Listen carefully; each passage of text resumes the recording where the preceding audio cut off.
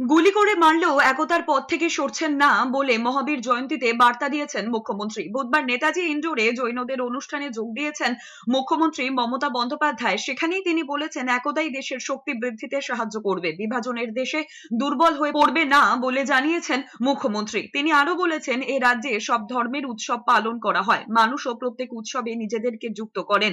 তারপরেও কেউ কেউ বলেন এখানে উৎসব পালন করতে বাধা দেওয়া হয়। বাংলাদেশের অশান্তির প্রসঙ্গ টেনে মমতা বন্দ্যোপাধ্যায় বলেছেন, একতা রক্ষা করাই মানুষের ধর্ম, বাংলার সম্প্রীতি বাংলার অহংকার। उद्देश्य ये है कि बांटना नहीं, जोड़ना चाहिए।